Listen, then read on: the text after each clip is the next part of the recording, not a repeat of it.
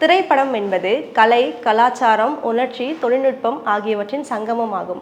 ஒரு திரைப்படம் என்பது வெறும் கதையாக மட்டும் இல்லாமல் பார்வையாளர்கள் மனதில் புதிய தாக்கத்தையும் புதிய சிந்தனைகளும் ஏற்படுத்தக்கூடிய ஒரு மறக்க முடியாத அனுபவமாகும். அப்படி ஒரு திரைப்படம் உருவாக பல கலைஞர்கள் பின்னால் உழைக்கிறார்கள். அப்படிப்பட்டவர்களை காட்சிப்படுத்தும் நிகழ்ச்சி தான் இது. மக்கள் வணக்கம், இது திரைக்கு பின்னால். இன்றைய திரைக்கு பின்னால் நிகழ்ச்சியில் நாம் காணவிருப்பவர் திரைப்பட கலை இயக்குனர் திரு பிரேம் கருந்தமலை அவர்களை தான். வாருங்கள், அவருடைய திரைத்துறை அனுபவங்களை கேட்டு தெரிந்து கொள்ளலாம். ரொம்ப நன்றி. எப்படி இருக்கீங்க? நல்லா போய்கிட்டு இருக்குங்க. ரொம்ப சிறப்பாக போய்கிட்டு இருக்கு. கலை இயக்கம் அப்படிங்கிறது சாதாரண ஒரு விஷயம் இல்லை.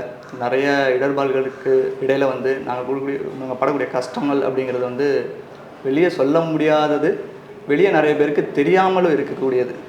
அதை இன்றைக்கி இந்த மக்கள்கிட்ட நம்ம ஷேர் பண்ணிக்கிறோம், சில பேருக்கு நம்ம தெரியப்படுத்துகிறோம் அப்படிங்கிறது எனக்கு உண்மையிலே ரொம்ப சந்தோஷமாக இருக்குதுங்க. அது உங்கள் மூலயமா ரொம்ப நன்றி. அறிமுகமே இல்லாமல் ரொம்ப அழகாக உங்களை அறிமுகப்படுத்திக்கிட்டீங்க. முதல் கேள்வி, ஒரு கலை இயக்குனர் அப்படிங்கிற வகையில் இப்போ பார்த்தீங்கன்னா எல்லாருடைய பார்வை அப்படிங்கிறதும் வேறுபட்டு இருக்கும். ஆனால் ஒரு கலை இயக்குனர் அப்படின்னு வரும்போது அவருடைய பார்வை அப்படிங்கிறது வேறுபட்டு இருக்கும். இப்போ உங்ககிட்ட ஒரு கதை அப்படின்னு கொடுக்கும்பொழுது அதுக்கு எப்படி நீங்கள் தயாராகுவீங்க?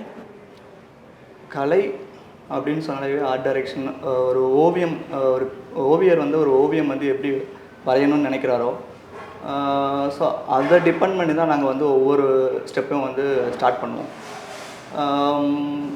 இயக்குனருக்கு முதல்ல அவருக்கு ஏற்ற மாதிரி, அவர் விருப்பப்படுற மாதிரி நாங்கள் ஸ்க்ரீனுக்கு ஏற்ற மாதிரியும் சீனுக்கு ஏற்ற மாதிரியும் கதைக்கு பேக்ரவுண்டில் என்னென்ன ப்ராப்பர்ட்டி வரணும், எந்த மாதிரியான ப்ராப்பர்ட்டி அவங்களுக்கு உள்ளுக்குள்ளே ஒரு ஃபீல் கொடுக்கும் அப்படிங்கிறத நாங்கள் ரியலைஸ் பண்ணி, நாங்கள் நிறைய எக்ஸ்ப்ளோர் பண்ணி, நாங்கள் நிறைய விஷயம் தெரிஞ்சுக்கிட்டு, நிறைய கதைகள்லையோ புக்குள்லையோ நம்ம தெரிஞ்சுக்கிட்டு அதை ஒரு ஓவியமாக நாங்கள் வரைஞ்சி இயக்குனருக்கு நாங்கள் காமிப்போம். அதுதான் எங்களோட முதல் படி. அது இயக்குனருக்கு பிடிச்சி, அது தயாரிப்பாளர்கிட்ட கொடுத்து அவரும் அதை பிடிச்சி, அதுக்கப்புறம் தான் எங்ககிட்ட வரும். நாங்கள் அதுக்கப்புறம் ஒரு ஸ்டூடியோவிலையோ இல்லை ஓப்பன் ஸ்பேஸ் ஏரியாவோ நாங்கள் செட்டாக நாங்கள் போடுவோம். இப்போது மனசில் இருக்கக்கூடிய ஒரு விஷயங்களை ஓவியமாக நம்ம காமிப்போம் அப்படின்னு சொன்னீங்க. இப்போ ஒரு கலை இயக்குனர் அப்படின்னு வரும்பொழுது ஓவியம் வரைய தெரியணும் அப்படிங்கிறது அவசியமான ஒரு விஷயமா? ஓவியம் வரைய தெரியணுமா அப்படிங்கிறது அவசியம் அப்படின்னா, கலை இயக்குனருக்கு ஓவியம் வரைய தெரிஞ்சிருக்கணும். இதில் இன்னொரு கேட்டகரி இருக்குது, ப்ரொடக்ஷன் டிசைனர்னு சொல்லுவாங்க. ஸோ அவங்களுக்கு ஓவியம் வரைய தெரிஞ்சிருக்கணுமா அப்படின்னா அவங்களுக்கு தெரிஞ்சிருக்கணும் அவசியம் கிடையாது. ப்ரொடக்ஷனுக்கு தேவையான டிசைனர் அவங்க கொஞ்சம் அட்வான்ஸ்டாக போயிருப்பாங்கன்னு வச்சுக்கோங்களேன். ஃபோட்டோஷாப், இல்லுஸ்ட்ரேஷன், கோரல்ட்ரா இந்த மாதிரியான டிஜிட்டலைஸ்டாக அவங்க தெரிஞ்சு வச்சுருப்பாங்க. நாங்கள் பார்த்திங்கன்னா உயிரோட்டம் தரக்கூடிய சில விஷயங்கள், அந்த ஓவியத்துக்கு ரிலேட்டிவாக இருக்கக்கூடியான சில விஷயங்களை நாங்கள் தெரிஞ்சு வச்சுருப்போம். அதை தான் நாங்கள் பண்ணுவோம்.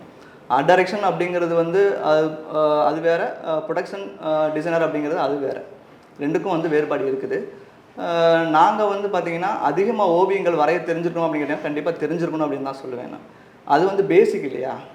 இப்போ ப்ரொடக்ஷன் டிசைன் அப்படின்னா நீங்கள் ஒரு விஷயம் கிளாஸ் போய் நீங்கள் கற்றுட்டு வந்துடலாம். பட் ஓவியம் அப்படிங்கிறது எல்லாருக்கும் வராது. அது ஒரு கலை அப்படின்னு தான் சொல்லுவாங்க. இப்போது கலை இயக்கம் பற்றி நீங்கள் நிறைய விஷயங்கள் சொன்னீங்க, நம்ம அதுக்கப்புறம் அதை பேசலாம். ஆனால் அதுக்கு முன்னாடி உங்களுக்கு இந்த கலை இயக்கம் மேலே எப்படி ஆர்வம் வந்துச்சு? நீங்கள் அப்போ குழந்தைலேருந்து நல்ல ஓவியம் வரைவீங்களா? இது மாதிரி எப்படி ஆர்வம் வந்துச்சு உங்களுக்கு? கண்டிப்பாங்க. ஆர்வம் இல்லாமல் ஒரு விஷயம் நம்மளுக்கு கிடச்சிடாது இல்லையா? எந்தளவுக்கு நம்ம விரும்பக்கூடிய ஒரு விஷயத்தில் நம்ம டெடிகேட்டிவாகவும் நம்ம இன்புட் செய்வோம், அதுக்கான உழைக்கிறோம் அப்படின்னா அந்த அளவுக்கு ஏற்ற மாதிரி நம்மளுக்கு எல்லாமே கிடைக்கும். சின்ன வயசுலேருந்தே பார்த்திங்கன்னா எனக்கு பெயிண்டிங்ஸில், ட்ராயிங்ஸில் எல்லாமே ரொம்ப இன்ட்ரெஸ்டடு. நான் பள்ளி பருவத்தில் நான் எங்கள் அண்ணன் கூட சேர்ந்து வரைவேன், அண்ணன் கூட காம்படிஷன் போவேன். ஸோ நானும் நிறைய காம்படிஷன் அட்டன் பண்ணியிருக்கேன். என்ன ஒரு சந்தோஷமான ஒரு விஷயம்னா, எந்த ஒரு காம்படிஷன் நான் ஃபஸ்ட் ப்ரைஸ் வாங்கினது கிடையாது. பட் எல்லா காம்படிஷனுமே நான் போவேன். ஸோ அதுவே எனக்கு ஒரு உந்துதலாக தான் இருந்துச்சு. என்னடா நம்ம நிறைய காம்படிஷன் போகிறோமே, நம்ம நல்லா தானே பெயிண்டிங் பண்ணுறோம், நம்மளால் ஏன் ஒரு ப்ரைஸ் கூட, ஒரு தேர்ட் ப்ரைஸ் கூட அட்லீஸ்ட் வாங்க முடியல அப்படின்ற ஒரு கவலை எனக்கு நிறையா இருந்துச்சு. ஸோ அதை நான் ஓவர் கம் பண்ணி வெளியே வரணும் அப்படின்றதுக்காக நான் நிறைய விஷயங்கள் செல்ஃபாக லேர்ன் பண்ணேன். ஸோ நான் ஸ்கூல் படிக்கும்போது ஸ்கூலில் சொல்லி கொடுத்தாங்க. அதுக்கப்புறம் வெளியே வந்தேன். வெளியே செல்ஃபாக யூடியூப்ஸ் மூலியமாவோ இல்லை நிறைய பெயிண்டிங்ஸ் நெட்டில் டவுன்லோட் பண்ணி அதை நான் ஓனாக வீட்டில் உட்காந்து ட்ரா பண்ணி நானாக கற்றுக்கிட்டது. அதுக்கப்புறம் சினிமா துறைக்குள்ளே வரும்போது ஒரு ஏழுமலைன்னு சொல்லிட்டு ஒரு ஆர்ட் டைரக்டர் தான் எனக்கு முதல்ல எனக்கு வந்து வாய்ப்பு கொடுத்தாரு. அவர் படத்தில் வந்து முதல்ல உரியடின்னு சொல்லிட்டு ஒரு படத்தில் தான் வந்து நான் வந்து உதய பணியாற்றினேன். அவரோட படத்தில் ஒரு ஃபேஷியல் பெயிண்டிங் பண்ண வேண்டியது இருந்துச்சு. அதை நான் பண்ணேன். அதில் அவர் இம்ப்ரெஸ் ஆகி அவர் என்னை கூடவே வச்சுக்கிட்டாரு. அன்னிலேருந்து தான் என்னோடய கலைப்பயணம் ஸ்டார்ட் ஆச்சு.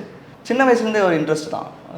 நிறையா ஒர்க் பண்ணியிருக்கேன், இதுக்காக வந்து நிறைய உழைச்சிருக்கேன், நிறைய கஷ்டப்பட்டிருக்கேன். இப்போ நீங்க பணியாற்றிய ராக்கெட் டிரைவர் திரைப்படத்துல பாத்தீங்கன்னா சில காட்சிகள் அப்துல் கலாம் ஐயா அவர்கள் கூட பாத்தீங்கன்னா 1948 இருந்து ஒரு 16 வயது பையன் வந்து டைம் டிராவல் பண்ணி வர மாதிரியான காட்சிகள் வந்து நீங்க கொண்டு வந்திருப்பீங்க. இப்போ கால இடைவேளை அப்படிங்கிறது இருக்கு, 1948 அப்படிங்கிறதும் இப்ப இருக்கக்கூடிய காலகட்டம் வேற. அப்போ இந்த காலங்கள் நீங்க எப்படி கையாண்டீங்க? ரொம்ப கஷ்டமாக தான் இருந்துச்சு. நான் ஒரு விஷயம் என்ன சொல்வேன் அப்படின்னா, வரலாறு அப்படிங்கிறது ரொம்ப முக்கியம். இன்றைக்கி இருக்கக்கூடிய யங்ஸ்டர்ஸ் வந்து யாரும் வந்து வரலாறுகளை வந்து சரியாக படிக்கிறது இல்லை. அது வேஸ்ட்டான ஒரு விஷயம் நிறைய பேர் வந்து நினச்சிக்கிறாங்க. பட் அதோட உண்மைத்தன்மை என்ன, அது ஏன் நம்ம தெரிஞ்சுக்கணும் அப்படிங்கிறது நிறைய பேருக்கு தெரியறதில்லை. நான் வந்து இதை பற்றி கொஞ்சம் எக்ஸ்ப்ளோர் பண்ணும்போது, நிறைய புக்ஸ் படிக்கும்போது, அப்துல் கலாம் ஐயாவோட புக்ஸ் வரலாறு இதெல்லாம் நான் வந்து படித்த ஒரு ஸ்கிரிப்ட் அப்படின்னா நாங்கள் வந்து டெஃபினட்டாக அதில் இருக்கக்கூடிய சின்ன சின்ன விஷயங்களை வந்து நூக்கன் கார்னர் வந்து நாங்கள் வந்து அதை பற்றி ரிசர்ச் பண்ணி படித்து நிறைய விஷயங்கள் தெரிஞ்சதுக்கப்புறம் தான் வந்து நாங்கள் ஆர்ட் டைரக்ஷன்லேயே உட்காருவோம். ப்ரீ ப்ரொடக்ஷன் ஒர்க்னு ஒன்று இருக்குது. ஸோ ஆஃபீஸ்க்கு முன்னாடியே போய்ட்டு நாங்கள் எல்லாமே ரெடி பண்ணுவோம். ஸோ அந்த மாதிரி புக்ஸ் நிறைய படிக்கணும். இப்போ இருக்கிற யங்ஸ்டர்ஸ் யாருமே புக்ஸ் படிக்கிறதே கிடையாது. எல்லாம் வந்து ரீல்ஸ் அது இதுன்னு சொல்லிட்டு போயிட்டுருக்காங்க. அதனால வந்து அவங்க ஃபியூச்சர் பாதிக்கும் அப்படிங்கிறது அவங்களுக்கு தெரிய மாட்டேங்குது. புத்தகம் படிக்கிற பழக்கம் வந்து எனக்கு வந்து ரொம்ப நாளாக இருக்குது. சின்ன வயசுலேருந்தே வந்து என்னோடய ஃப்ரெண்ட்ஸ் எல்லாருமே வந்து நிறைய புக் என்ன சஜஸ்ட் பண்ணுவாங்க, நிறைய புத்தகங்கள் படிப்பேன். ஸோ அதில் இருக்கக்கூடிய சின்ன சின்ன விஷயங்கள் ஏதோ ஒரு நான் அப்போ இருக்கக்கூடிய ரைட்டர் வந்து பார்த்திங்கன்னா ஒரு சின்ன விஷயங்கள் கூட பார்த்திங்கன்னா நல்லா டீப்பாக நரேட் பண்ணியிருப்பாங்க. ஒரு இலையாக இருக்கட்டும், அந்த இலை என்ன கலரில் இருந்தது, எந்த திசையில் ஆடிச்சு, அதோட வெயிட் என்ன அப்படின்றது கூட வந்து ரொம்ப டீட்டெயிலாக போட்டிருப்பாங்க. இந்த விஷயங்களில் வந்து நம்ம படிக்கும்போது ஸோ இந்த மாதிரி தான் அது இருக்குமோன்னு சொல்லிட்டு நாங்கள் ஒரு டிசைன் பண்ணி அதுக்கு ஏற்ற மாதிரியான சில விஷயங்கள் வந்து நாங்கள் பண்ணுவோம். அந்த மாதிரி தான் அந்த படத்துக்கு நான் நிறைய வந்து ரீசர்ச் பண்ணோம். என்னோடய நண்பர் வந்து ஆனந்தராஜ் சொல்லிட்டு ஒருத்தருக்காரு. அவர் நிறைய விஷயங்கள் வந்து கேதர் பண்ணார். அந்த படத்தில் வந்து பார்த்திங்கன்னா ஓல்டு லெட்டரு, அதுக்கப்புறம் வந்து காயின்ஸு, இதெல்லாம் வந்து பார்த்திங்கன்னா நிறையா நாங்கள் வந்து தேடி போனோம். தெரிஞ்ச ரிலேட்டிவ் மூலியமாகவும் தெரிஞ்ச நண்பர்கள் மூலியமாகவும் அந்த காயின் வேணுன்றதுக்காக நிறைய ரிசர்ச் பண்ணோம். நிறைய இடத்துக்கு போனோம், தேடி பிடிச்சி கொண்டு வந்து எடுத்தோம். ஓல்டு லெட்டர்ஸ் எல்லாமே வந்து பார்த்திங்கன்னா எனக்கு சொல்லிக் கொடுத்த வாத்தியார் வீட்டுக்கு போனேன் நான். ஸோ அவர்கிட்ட இருந்த வந்து லெட்டர்ஸ்லாம் எடுத்தேன், ரெஃபரன்ஸ் எடுத்து அதை வந்து ஃபோட்டோ எடுத்து அதை டிசைன் பண்ணி, ஸோ அந்தோட லெட்டருக்கு இப்போ இருக்கிற லெட்டர் கவரோட திக்னஸ் ஒன்று இருக்கும், அப்போ இருக்கிற லெட்டர் கவரோட திக்னஸ் ஒன்று இருக்கும். ஸோ அதோட சைஸ் வேறு மாதிரி இருக்கும், ஸோ அது கலர் வேறு மாதிரி இருக்கும். ஸோ இது எல்லாமே ஒர்க் அவுட் பண்ணிட்டு ஒவ்வொன்றும் டீட்டெயிலாக பார்த்து நாங்கள் ஒர்க் பண்ணதான் அந்த அவுட் அப்படி தான் கிடச்சிது. இப்போது நிறைய திரைப்படங்கள் பார்த்தீங்கன்னா குறைந்த பட்ஜெட்டில் எடுப்பாங்க, ஆனால் அதோடைய ஆர்ட் டிசைன் பார்த்தீங்கன்னா நல்ல பிரம்மாண்டமாக அழகாக இருக்கும். அப்போது இதை வந்து நீங்கள் எப்படி வந்து கையாளுவீங்க? சின்ன பட்ஜெட் படம் அப்படிங்கிறதும் படம் தான், பெரிய பட்ஜெட் படம் அப்படிங்கிறதும் படம் தான். எங்களை பொறுத்த வரைக்கும் சின்ன பட்ஜெட் பெரிய பட்ஜெட் அப்படிங்கிறது வந்து நாங்கள் வந்து பார்க்க மாட்டோம். எங்களோட ஒர்க் என்னோடய கான்ட்ரிபியூஷன் என்ன அந்த படத்துக்கு, அதை தான் வந்து நாங்கள் பார்ப்போம். எங்களால் ஒரு படத்தை வந்து என்ஹான்ஸ் பண்ணி பெஸ்ட்டாக எங்களோட ஒர்க்கை வந்து எப்படி வந்து நம்ம கொடுக்குறோம் அப்படிங்கிறது தான் எங்களுக்கு ரொம்ப முக்கியம். என்ன சில நேரங்களில் வந்து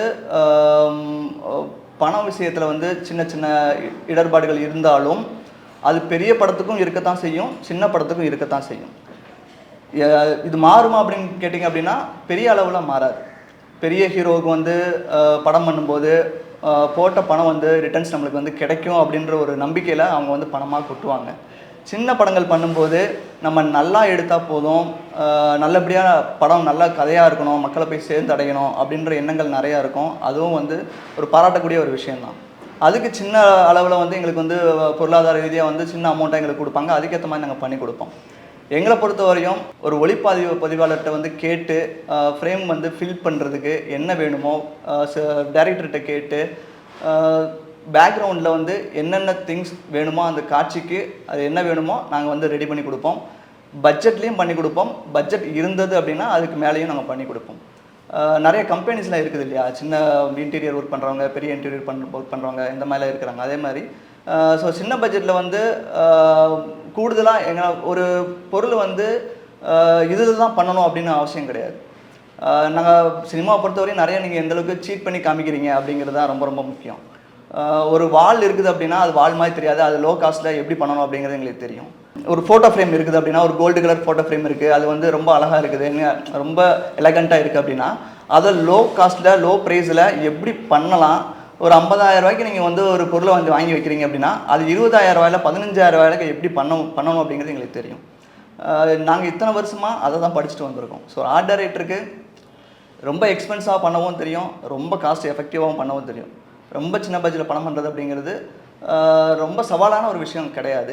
பட் என்ன பிரச்சனை அப்படின்னா, இங்கே சின்ன பட்ஜெட்டில் வந்து நாங்கள் படம் பண்ணி கொடுத்தாலும் அது வந்து மக்கள்கிட்ட சென்றடையும் போது ஏகப்பட்ட பிரச்சனைகள் வருது. என்ன பிரச்சனை அப்படின்னு கேட்டிங்கன்னா, நாங்கள் நல்லா தான் படம் பண்ணியிருப்போம், நல்ல கதைகளாக தான் இருக்கோம். இங்கே அந்த என்ன சொல்கிறது, அந்த ஒரு பாலிடிக்ஸ் அப்படிங்கிறது இங்கேயும் இருக்க தான் செய்யுது, எல்லா இடத்துலையுமே இருக்குது, இங்கேயும் இருக்குது. ஸோ அதை வந்து திரைக்கு கொண்டு வரும்போது இந்த சிறிய பட்ஜெட்டில் படம் பண்ணக்கூடிய அந்த தயாரிப்பாளர்கள் வந்து படுற கஷ்டம் அப்படிங்கிறது ரொம்ப ரொம்ப பார்க்கும்போது எனக்கே வந்து ரொம்ப பரிதாபமாக இருக்கும். ஏன்னா அவங்க நிறைய பிரச்சனையை ஃபேஸ் பண்ணுறாங்க. சின்ன பட்ஜெட்டில் என்னால் வந்து இந்த பட்ஜெட் தான் இருக்குது, இதில் தான் படம் பண்ண முடியும், சரின்னு சொல்லிட்டு ஒரு சின்ன ஆர்டிஸ்ட்டை வச்சு நான் பண்ணுறேன். நல்ல கதையாக இருக்குது, நானும் படித்து பார்ப்பேன், கதை நல்ல கதையாக இருக்கும், டிஓபியும் படித்து பார்ப்பாரு, கதை ரொம்ப அருமையாக இருக்கும். கண்டிப்பாக இந்த கதையை வந்து மக்களை வந்து சென்றடையணும், போய் சேரணும், நல்லா எடுக்கணும் அப்படின்ற முனைப்போடு நாங்கள் எல்லாருமே சேர்ந்து ஒர்க் பண்ணுவோம். எண்ட் ஆஃப் த டே படம் நல்லா வந்ததுக்கப்புறம் எங்கே போய் நிற்கும் அப்படின்னா ரிலீஸ்க்கு பெரிய பட்ஜெட் படமோ பெரிய ஹீரோக்களோட படமோ ரிலீஸ் ஆகும். அப்போ வந்து எங்களோட படத்தை வந்து திரையிடும்போது எங்களுக்கு ரொம்ப சொற்பமான ஒரு திரையரங்குகள் தான் எங்களுக்கு கொடுக்குறாங்க. நிறைய வந்து சிறிய பட்ஜெட்டில் படம் பண்ணக்கூடிய தயாரிப்பாளர்கள் வந்து ரொம்ப வந்து பாதிக்கப்படுறாங்க. இது வந்து யார் இது வரைக்கும் சொன்னாங்களா சொல்லலை, இது வந்து மேடைப்பேச்சில் நிறைய பேர் சொல்லிட்டு தான் இருக்கிறாங்க. பட் இது மக்கள்கிட்ட போய் சென்றடையதா, இல்லை மக்கள் வந்து ஆதரவு கொடுக்குறாங்களா அப்படிங்கிறது எனக்கு தெரியல. ஆனால் மக்கள் ஆதரவு கொடுத்துட்டு தான் இருக்காங்க. அந்த நம்பிக்கையில் தான் இன்னமும் சின்ன பட்ஜெட் படங்கள்லாம் எடுத்துக்கிட்டு தான் இருக்கிறாங்க. அதுக்காக நாங்கள் உழைச்சிக்கிட்டு தான் இருக்கோம். நான் பண்ணது எல்லாமே சின்ன பட்ஜெட் படம் தாங்க, ரொம்ப பெரிய படம் பண்ணல. பட் நான் பெரிய படங்களே ஒர்க் பண்ணியிருக்கேன், அந்த அனுபவம் இருக்குது. சின்ன படங்களே ஒர்க் பண்ணியிருக்கேன், அந்த அனுபவமும் எனக்கு இருக்குது. ஒவ்வொரு வண்ணமும் பார்த்தீங்கன்னா ஒவ்வொரு உணர்ச்சிகளை வந்து வெளிப்படுத்தும். அதாவது ஒவ்வொரு கலருமே சொல்கிறேன். சில படங்களை பார்த்தீங்கன்னா பச்சை நிறத்தை அதிகமாக காமிச்சிருப்பாங்க. ஒரு ஃபீலிங்ஸ், அதாவது ஒரு உணர்ச்சி அப்படின்னு வரும்போது கலருக்கு தான் முக்கியத்துவம் கொடுப்பாங்க. சில காட்சிகள் பார்த்தீங்கன்னா சிகப்பாக இருக்கும், சில காட்சிகள் பச்சை பயன்படுத்துவாங்க. அப்போது இந்த வண்ணங்களை நீங்கள் எப்படி பயன்படுத்துகிறீங்க? வண்ணங்கள் நீங்கள் கேட்ட கேள்வியிலே பதில் இருக்குது. வண்ணங்கள் வந்து உணர்ச்சிபூர்வமான ஒரு விஷயமானது. நாங்கள் எமோஷன்ஸுக்கு ஏற்ற மாதிரி தான் வந்து அதை நாங்கள் உபயோகப்படுத்துவோம். சில நேரங்களில் வந்து அது ஃப்ரேம் பியூட்டிக்காக ஒளிப்பதிவாளரோட சஜஷனுக்கு ஏற்ற மாதிரி சில நேரங்களில் வந்து கலர் வந்து நாங்கள் சேஞ்சஸ் பண்ணுவோம். எங்களுக்கு பிடிச்ச மாதிரி கலர்களும் வந்து நாங்கள் கொடுப்போம். ஸோ ஒரு 1000 பேர், ஒரு 100 பேர், 150 பேர் உட்காந்து பார்க்குற அந்த ஸ்க்ரீனில் வந்து பார்த்திங்கன்னா ஆடியன்ஸுக்கு வந்து எந்த ஒரு டிஸ்டர்பன்ஸும் இல்லாத மாதிரி நம்ம வந்து விஷுவலாக ஒரு விஷயம் பார்ப்போம் இல்லையா. டக்குன்னு நம்ம பார்க்கும்போது டக்குன்னு கண்ணில் வந்து ஒரு சின்ன விங்கிள்ஸ் வரும், டக்குன்னு நம்ம வந்து கேஸை வந்து மாற்றுவோம். ஸோ அதெல்லாம் ஏன் அப்படின்னா அது பிரைட்டான ஒரு விஷயம். அதுவும் இல்லாமல் கலர் தான், ஒரு வெளிச்சமாக இருக்கட்டும், பிரைட்டாக இருக்கும்போது ரொம்ப வெள்ளை நிறத்தில் வந்து ஒரு வெளிச்சம் படும்போது கண்ணை வந்து கூசும். ரொம்ப பிரைட்டான விஷயங்கள் வந்து ரொம்ப ஹார்டாக இருக்கும். ரொம்ப சாஃப்டான ஒரு பிங்க் கலர் எடுத்துக்கோங்க, ஒரு இளஞ்சிவப்பு வண்ணமோ இல்லை வந்து இளமஞ்சள், இந்த மாதிரியான ஒரு வண்ணங்கள் வந்து பார்த்திங்கன்னா கண்ணுக்கு குளிர்ச்சி தர மாதிரி இருக்கும். ஸ்க்ரீன் ப்ரெசன்ஸுக்கு வந்து பார்த்திங்கன்னா அது நம்ம விஷுவலாக நம்ம என்ன பார்க்குறோம் அப்படிங்கிற ஒரு விஷயம் இருக்குது. அதுக்கேற்ற மாதிரி தான் நாங்கள் வந்து கலர் ப்ரெசன்ட் பண்ணுவோம். ப்ளஸ் நீங்கள் சொன்னது வந்து ரொம்ப முக்கியமான ஒரு விஷயம், எமோஷன்ஸ். ஒரு அழுகையாக இருக்கட்டும், ஒரு சோகமாக இருக்கட்டும், ஒரு காமமாக இருக்கட்டும், ஒரு புன்னகை, ஒரு சந்தோஷமான ஒரு விஷயம், எந்த ஒரு விஷயமா இருந்தாலும் அதுக்குன்னு சில நேரங்கள் இருக்குது. அதை நான் கண்டிப்பாக அதுதான் அப்ளை பண்ணுவோம். சில நேரங்களில் ஒளிப்பதிவாருக்கு ஏற்ற மாதிரி சில கலர்ஸை வந்து நாங்கள் வந்து மாற்றி மாற்றி யூஸ் பண்ணுவோம். ஒளிப்பதிவு நம்ம ஸ்க்ரீனில் வந்து தப்பாக எதுவும் தெரியக்கூடாது, மாதிரி ரொம்ப ஓவர்டுவாக இருக்கக்கூடாது. சில நேரங்களில் வந்து பார்த்திங்கன்னா ரொம்ப ஒரு கலர்ஃபுல்லான ஒரு நடன காட்சி இருக்கும்போது அதெல்லாம் வந்து ஃபுல்லாக கலராக தான் கொடுப்போம். அதெல்லாம் வந்து ஒரு என்தூசியாஸ்டிக்காக இருக்கும். ஸோ மக்கள் வந்து பார்த்திங்கன்னா படம் பார்க்கும்போது, அந்த நடனத்தை பார்க்கும்போது, அந்த பேக்ரவுண்டை பார்க்கும்போது அவங்க ரொம்ப வந்து ஒரு மகிழ்ச்சிகரமாக அவங்க வந்து இருக்கணும் அப்படின்ற ஒரு காரணத்துக்காக அந்த மாதிரியான நிறைய கலர் பேட்டர்ன்ஸில் நிறைய நாங்கள் யூஸ் பண்ணுவோம். அது டிபெண்டிங் ஆன் ஸ்க்ரீன் தான், அது பெருசாக ஒன்றும் கிடையாது.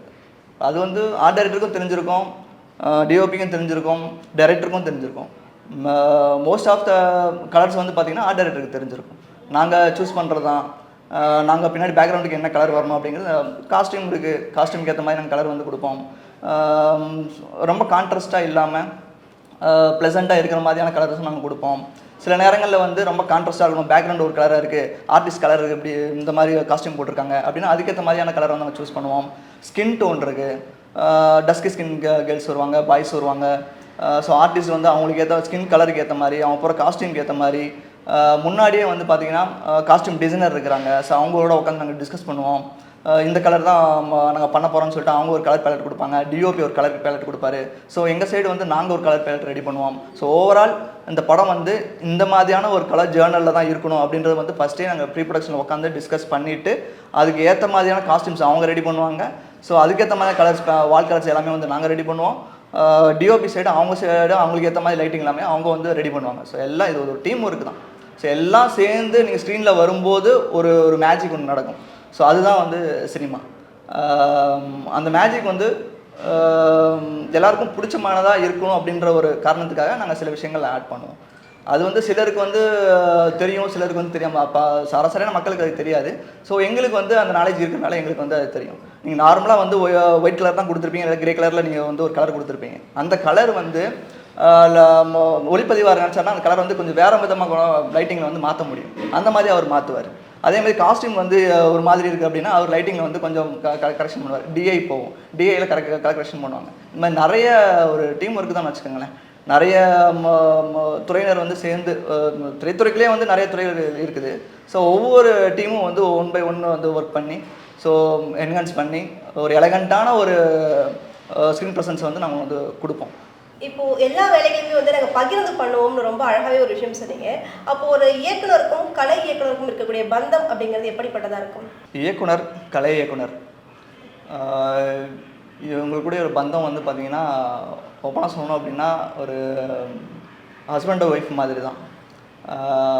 ஸோ ஹஸ்பண்ட் வந்து என்ன நினைக்கிறாரோ அதை மனைவி செய்வாங்க இல்லையா, அது மாதிரி தான்.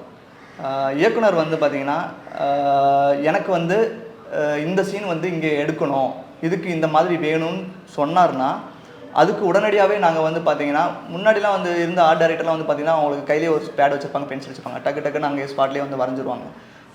அந்த மாதிரி இன்னும் இருக்கக்கூடிய கலை இயக்குனர் நிறைய பேர் இருக்கிறாங்க. ஸோ அந்த மாதிரி அவங்களுக்கு வந்து வேணுங்கிறத நாங்கள் உடனே வந்து ஒரு பேப்பர் பேனை எடுத்து நாங்கள் வந்து டக்கு டக்குன்னு ஒரு ஸ்கெட்ச் மாதிரி பண்ணி கொடுத்து இந்த மாதிரி வேணுமா சார் கேட்போம். எக்ஸாக்டாக இது தாங்க வேணும்னு சொல்லுவார். அது இல்லை அப்படின்னா அதை சின்ன சின்ன கரெக்ஷன் சொல்லுவார்.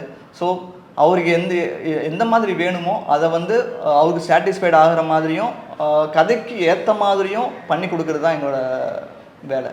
அதை வந்து சில நேரங்களில் வந்து டைரக்டர் வந்து எனக்கு பெரிய செட்டு போடணும், இந்த இது வந்து எனக்கு செட் ஆகாது அப்படின்னு சொல்லும்போது அதுக்கேற்ற மாதிரி நாங்கள் வந்து ரெடி பண்ணி ஸ்கெட்ச் போட்டு இந்த மாதிரிலாம் பண்ணலாம் சார்னு சொல்லிட்டு நிறைய சஜஸ்ட் பண்ணுவோம், நிறைய ரெஃபரன்ஸ் எடுத்து கொடுப்போம். அவருக்கு எந்த ஒரு சூழ்நிலையும் கதைக்கு டிஸ்டர்பன்ஸ் இல்லாத மாதிரி முடியாத அளவுக்கு நாங்கள் என்ன பண்ணணுமோ அதை நாங்கள் பண்ணிக்கிட்டு தான் இருக்கோம். இப்போ நீங்கள் எல்லா தரப்பு படங்கள்லையுமே வேலை செஞ்சுருக்கேன் அப்படின்னு சொன்னீங்க. இப்போ ஒரு ஷூட்டிங் ஸ்பாட்டில் மறக்க முடியாத ஒரு விஷயம் அப்படின்னா நீங்கள் என்ன சொல்லுவீங்க? மறக்க முடியாத விஷயம் அப்படின்னா நிறைய நடந்திருக்கு. பர்டிகுலராக சொல்லணும் அப்படின்னா வேலை பார்த்து ஊறி போன ஒரு ஆளுன்னு சொல்லுவாங்கள்ல, அந்த மாதிரி சில விஷயங்கள்லாம் நடந்துச்சு. பொதுவாக வந்து ஆர்ட் டிபார்ட்மெண்ட் சொல்லிட்டு எங்களை தான் அதிகமாக கூப்பிடுவாங்க. Production time, cinema shooting time வந்து பார்த்திங்கன்னா ஆர்ட் டிபார்ட்மெண்ட் அப்படிங்கிறது ரொம்பவே இம்பார்ட்டண்ட்டான ஒரு விஷயம். பேக்ரவுண்ட் செட் பண்ணதுலேருந்து டைரக்டருக்கும் டிஓபிக்கும் அவங்களுக்கு வந்து வேணுங்கிறத வந்து செஞ்சு கொடுக்குற டிபார்ட்மெண்ட் வந்து ஆர்ட் டிபார்ட்மெண்ட். எந்த ஒரு விஷயம் இல்லைனாலும் ஒரு சின்ன பொருளை நகர்த்தணும் அப்படின்னாலோ இல்லை வந்து ஏதாவது ஷூட்டிங்க்கு ஒரு பொருள் வேணும் அப்படின்னாலோ உடனே அவங்க கூப்பிட்றது ஆர்ட் டிபார்ட்மெண்ட் அப்படின்ற மாதிரி தான் கூப்பிடுவாங்க. நிறைய டைம் அந்த மாதிரி ஆர்ட் டிபார்ட்மெண்ட் கூப்பிடும்போது நாங்கள் வந்து சார் இருக்கேன் சார்னு சொல்லிட்டு ஸ்கூலில் பசங்க கை தூக்குற மாதிரி ஓடி போய் வேலை பார்ப்போம். நான் அசிஸ்டண்ட்டாக இருக்கும்போது இந்தியன் படம், அதுக்கப்புறம் வந்து 2.0, ஸோ இதெல்லாம் வந்து பெரிய செட் ஒர்க்கு, பெரிய முத்ரா சார் அப்போ நான் வந்து உதவி கலைஞராக நான் ஒர்க் பண்ணிகிட்டு இருந்தேன். அப்போ வந்து நிறைய பெரிய செட் ஒர்க்லாம் போய்கிட்டு இருந்துச்சு. அப்போ வந்து நான் கடைசி அசிஸ்டண்ட். ஸோ அப்படியே ஒர்க் பண்ணிகிட்டு இருக்கும்போது இப்போ ஒரு மாஸ்டர் வந்து கொரியோகிராஃபர் வந்து ஆர்ட் டிபார்ட்மெண்ட் கூப்பிட்டா உடனே வந்து கை தூக்குவேன். ஸோ யார் என்ன கேட்டாலும் இருக்கேன் சார், இதை வரேன் சார்னு சொல்லி ஒரு டைம் என்னாச்சு அப்படின்னா எனக்கு ஷூட் கிடையாது. இவிபியில் வந்து வேற ஒரு ஷூட் போய்கிட்டு இருந்துச்சு. நான் அந்த சைடு வந்து ஷூட் முடிச்சுட்டு எல்லாமே வந்து பேக்கப் பண்ணிட்டு நாங்கள்லாம் வந்து கிளம்பி போய்கிட்டு இருக்கோம். ஸோ ரோட்டில் வந்து ஷூட் பண்ணிகிட்டு இருக்கிறாங்க. நான் அந்த பக்கம் போய்கிட்டு இருக்கேன். அது போய்கிட்டு இருக்கும்போது வேற ஒரு ஷூட் போய்கிட்டு இருக்கு. நான் வந்து என்னோட லக்கேஜ்லாம் எடுத்துகிட்டு ஏதோ யோசிச்சுட்டு நான் போய்கிட்டு இருக்கேன். சப்கான்ஷியஸில் என் மைண்டில் வந்து அங்கே இருக்கிற ஒரு ஆள் வந்து ஆர்ட் டிபார்ட்மெண்ட் சொன்னோடனே டக்குன்னு கீழே பொருளை போயிட்டு இதோ வரேன் சார்னு சொல்லிட்டு ஓடி போய் அந்த டேபிள் நகர்த்துறேன். நகர்த்தினதுக்கப்புறம் தான் தெரியுது இது நம்ம படம் ஷூட்டிங் இல்லைடா, இது வேற ஏதோ படத்தை ஷூட்டிங் அப்படின்ற மாதிரி. ஸோ அந்த மாதிரி விஷயங்கள்லாம் நடந்திருக்குது. சரியாக தூக்கம் இல்லாமல் இருக்கும். 24 hours ஒர்க் போவோம். டே பை டே 2 நாள் 3 நாள் கண்டினியூவாக வந்து தூக்கம் இல்லாமல் இருக்கும். வெண்ணிலா கபடி குழுன்னு சொல்லிட்டு ஒரு படம் வந்து திண்டுக்கல்லில் வந்து ஷூட் பண்ணிட்டு இருந்தோம். கலை இயக்குனர் வந்து சக்தி வெங்கட் சார், அவர் வந்து நல்லா சிறப்பாக பண்ணக்கூடிய ஒரு ஆள். அவர்கிட்ட வேலை பார்த்துட்டு இருக்கும்போது கண்டினியூவாக வந்து ஒரு 3 நாள் தூங்கவே இல்லை. நான் அட்லீஸ்ட் ஒரு ½ hour 1 hour 15 minutes கூட நான் தூங்கவே இல்லை. ஒரு நாள் போச்சு, அதுக்கு அடுத்த நாள் செட்டப்பு, அதுக்கு அடுத்த நாள் போச்சு, 3ஆவது நாள் போச்சு. 3ஆவது நாள் வந்து நான் பார்த்தீங்க அப்படின்னா தூக்கம் இல்லாமல் ஒரு மாதிரி அப்நார்மலாக ஒரு ஒரு போதையில் இருக்கிற மாதிரியே வந்து ஃபீல் ஆகி ஃபெல்ட் ஆகி வந்து விழுகிற அளவுக்கு போய் அந்த நிலைமையிலையும் கூட வந்து பார்த்தீங்கன்னா சரி நம்மளால் வந்து ஷூட் நிற்கக்கூடாது, நம்ம வந்து ரெஸ்ட் எடுத்துட்டோம், நம்ம வந்து ஸ்பாட்டில் இல்லை அப்படின்னா ஷூட் வந்து நடக்குவது வந்து ரொம்ப கஷ்டமான ஒரு சூழல் ஆகிடும். டிபார்ட்மெண்ட் அப்படிங்கிறது வந்து ரொம்ப முக்கியமான விஷயம் தான். ஒரு செட்டப்பை நம்ம ரெடி பண்ணி கொடுக்கலன்னு என்ன ஆகும் அப்படின்னா அன்னைக்கு வந்து யூனிட் செலவு அப்படின்னு ஒரு செலவு இருக்கும். 1.5 லட்ச ரூபான்னு 2 லட்ச ரூபா. அன்னைக்கு வந்து ஆர்டிஸ்ட் பேமெண்ட்னு ஒன்று இருக்குது, அன்னைக்கு வந்து ஜூனியர் ஆர்டிஸ்ட் பேமெண்ட்னு ஒன்று இருக்குது, அன்னைக்கு வந்து ஆர்ட் டிபார்ட்மெண்ட் செலவுன்னு ஒன்று இருக்குது, அன்னைக்கு வந்து கேமரா செலவுன்னு ஒன்று இருக்குது. ஸோ இதெல்லாம் சேர்த்து வச்சு பார்த்தீங்கன்னா 3 லட்ச ரூபாயிலேருந்து 5 லட்ச ரூபா வருது. இங்கே நாங்கள் செட் பண்ணி கொடுத்தா மட்டும்தான் அங்கே வந்து ஷூட் நடக்கும். இன்கேஸ் நாங்கள் செட் பண்ணி கொடுக்கல அப்படின்னா என்ன ஆகும், அது லேட் ஆகுது அப்படின்னா என்ன ஆகும், அங்கே வந்து ஷூட் நடக்காது. இதனால வந்து பாதிக்கப்படுறது யாரு? ப்ரொடியூசர் தான். இந்த ஒரு அக்கறையும் ஒரு டெடிக்கேஷனும் இருக்கிறதுனால டே நைட் நாங்கள் வந்து வேலை பார்ப்போம். ஷூட் வந்து 9 மணிக்கு காய்ச்சிட்டு அப்படின்னா 6 மணி 5 மணிக்கெலாம் எழுந்திரிச்சு எல்லாம் கிளம்பி வந்து பொருள்லாம் எடுத்துகிட்டு வந்து ஃப்ரேம் செட் பண்ணி கொடுத்து ஷூட்டுக்கெல்லாம் ரெடி பண்ணி கொடுத்துட்டு ஷூட் முடிச்சதுக்கப்புறம் எல்லாமே டிஸ்மேண்டில் பண்ணிவிட்டு எல்லாம் கொண்டு போய் வைக்கிறோம் அப்படின்னா மறுபடியும் அடுத்த நாள் வடிவேல் சார் சொன்ன மாதிரி தான் விடிஞ்சிருங்க அப்படிங்கிற மாதிரி அடுத்த நாள் செட்டப்புக்கு நாங்கள் ப்ரிப்பேர் ஆகணும். அடுத்தடுத்து வந்து நாங்கள் ரிசர்ச் பண்ணோம், ரெஃபரன்ஸ் எடுக்கணும். பர்ச்சேசிங் வந்து ரொம்ப கஷ்டமான ஒரு விஷயம். நம்ம ஒரு பொருள் வந்து திடீர்னு ஒரு டேரக்டர் வந்து கேட்டார் அப்படின்னா அதை வந்து எங்கெங்கேயோ போய் தேடுவோம், தேடாத இடமே இருக்காது. ஒரு விஷயத்தை வந்து நம்ம பண்ணி கொடுக்கல அப்படின்னா அது வந்து ப்ரொடக்ஷனை பாதிக்கும், டேரக்டரை பாதிக்கும், டிஓபியை பாதிக்கும், இண்டஸ்ட்ரியில் பாதிக்கும். ஸோ எங்களுக்குன்னு ஒரு அக்கறை இருக்குது, எங்களுக்குன்னு ஒரு கான்சியஸ் இருக்குது. ஸோ நாங்கள் அந்த பொறுப்பு இருக்கிறனால எங்களால் எந்த ஒரு பாதிப்பு ஏற்படக்கூடாதுன்னு சொல்லி அந்த எண்ணம் வந்து எப்பயுமே எங்களுக்குள்ளே இருக்கும். இன்னொரு முக்கியமான விஷயம் அப்படின்னா இந்த துறையில் கலை இயக்குனர் எங்கள் சங்கத்தில் வந்து பார்த்திங்கன்னா ஒரு விஷயம் வந்து எப்பயுமே அடிக்கடி தெளிவாக சொல்லுவாங்க. என்ன சொல்லுவாங்க அப்படின்னா கலை இயக்குனரால் முடியாது அப்படின்ற ஒரு சொல் வந்து வரவே கூடாது. அவங்களால எதையும் முடியும். we don't have anything, we can make anything. நம்மகிட்ட எதுவுமே இல்லைன்னாலும் அதை வச்சு ஏதாவது எங்களால் ஒரு விஷயம் பண்ண முடியும் அப்படிங்கிறது தான். டேரக்டர் ஒரு விஷயம் கேட்குறாருன்னா முடியாதுன்னு சொல்ல முடியாது, நாங்கள் சொல்லவும் மாட்டோம். டிஓபி ஏதாவது ஒரு விஷயம் வேணும் கேட்குறேன்னா சொல்ல முடியாதுன்னு சொல்ல மாட்டோம். சார் அரேஞ்ச் பண்ணுறேன் சார், அதுக்கு ஆல்டர்னேட்டிவாக என்ன பண்ணணுமோ அதை நாங்கள் வந்து தேடுவோம், அதுக்காக ஓடுவோம், அதுக்காக உழைப்போம். இந்த மாதிரி நிறைய விஷயம் இருக்குது. ஒரு டைம் பழனியில் ஷூட் போயிட்டு இருந்துச்சு. ஷூட் போயிட்டு இருக்கும்போது திடீர்னு வந்து டைரக்டர் பிரபாகரன் சார் வந்து ஒரு ஹேண்ட் கஃப் வேணும்னு கேட்டார். ஹேண்ட் கஃப் வந்து அன்னைக்கு நாங்கள் வந்து எடுத்துகிட்டு வரல.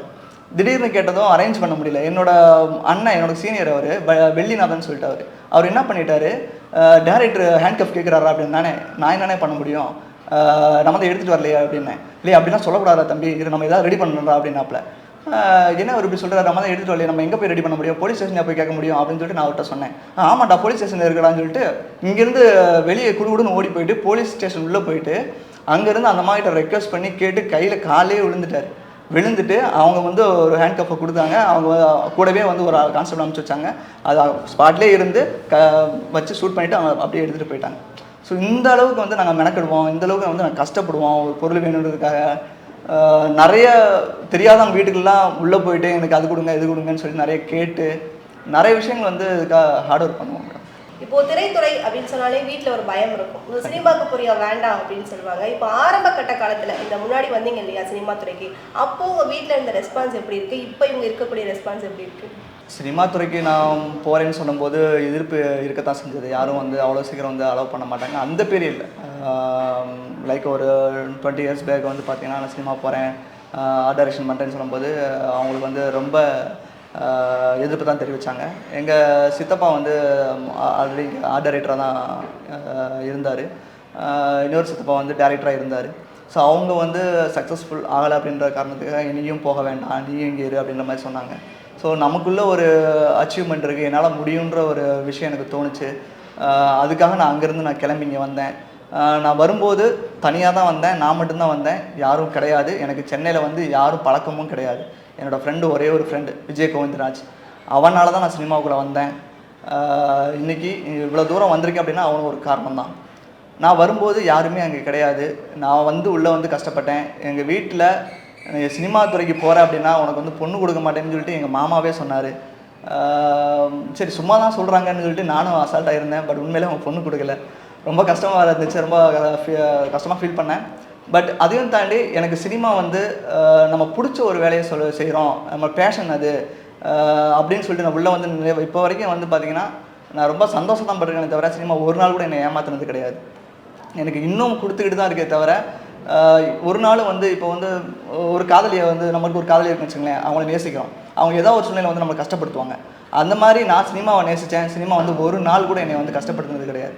இப்போ வரைக்கும் என்னை சந்தோஷமாக தான் வச்சுட்ருக்கு. எப்பயுமே நான் சந்தோஷமாக வச்சுட்ருக்கேன்னு நான் நம்பிட்டு இருக்கேன். நம்மளை சுற்றி எவ்வளோ விஷயங்கள் நடந்தாலும் நம்மளுடைய கான்ட்ரிபியூஷன் அப்படிங்கிறது ரொம்ப முக்கியம். நம்மளால் முடியாத விஷயங்கள் எதுவுமே இல்லை அப்படிங்கிறது வரக்கூடிய இளைஞர்களுக்கு ரொம்ப புதிய விஷயங்களை நீங்கள் சொன்னீங்க. இவ்வளோ நேரம் நான் கேட்ட எல்லா கேள்விகளுக்கும் ரொம்ப பொறுமையாக தெளிவாக விளக்கம் அளிச்சிங்க. நன்றி. தேங்க்யூ.